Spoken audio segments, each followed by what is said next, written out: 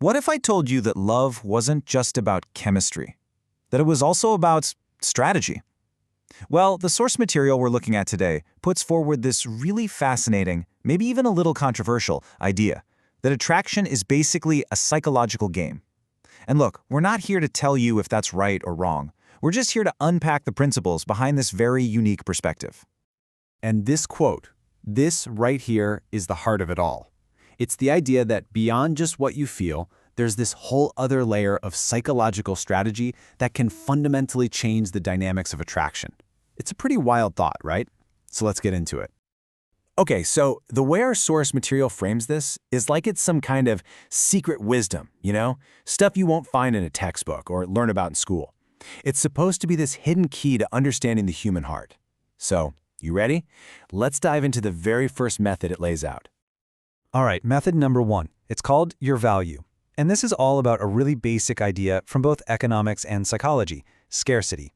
It boils down to this: how available you are dramatically changes how much someone else values you. I mean, think about it. It's just human nature, isn't it? We always want what we can't easily have, whether it's the last pair of sneakers on the shelf or someone's attention. We're just wired to be drawn to things that are rare and hard to get. And that very principle, scarcity, is the engine driving this first psychological approach. So look at this breakdown here. On one side, you've got always available. Constant messages, constant calls, and the outcome, it says, is your value kind of tanks. But on the other side, you create a little distance, a little space, and what happens then? Well, the theory is that space forces them to think, to wonder where you are, why they feel this little void without you, and that's supposed to crank up their desire. Okay, so that's all about value and scarcity.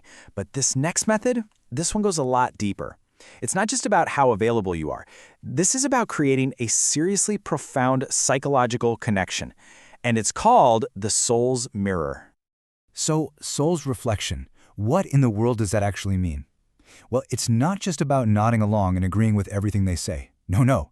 It's about figuring out what they truly admire, or maybe what they feel is missing in themselves way down deep on a subconscious level. And then, you become that.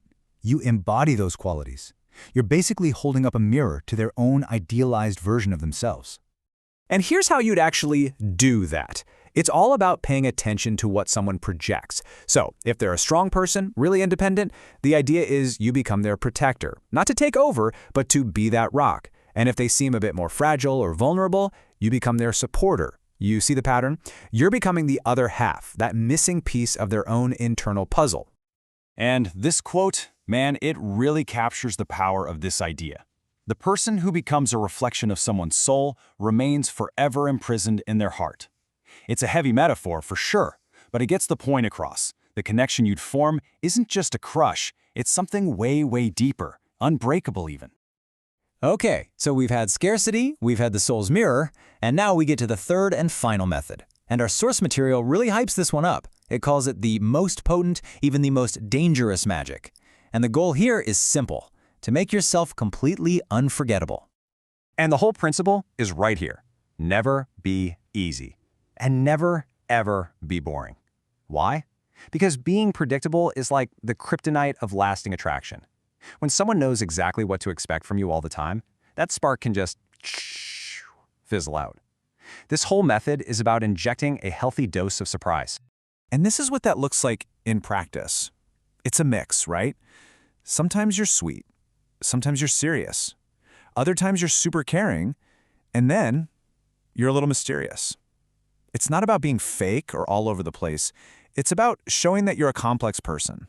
The sweetness builds the bond, but the mystery, that's what creates the intrigue and keeps them guessing. And that's the payoff. This constant, low-key suspense is what makes you unforgettable.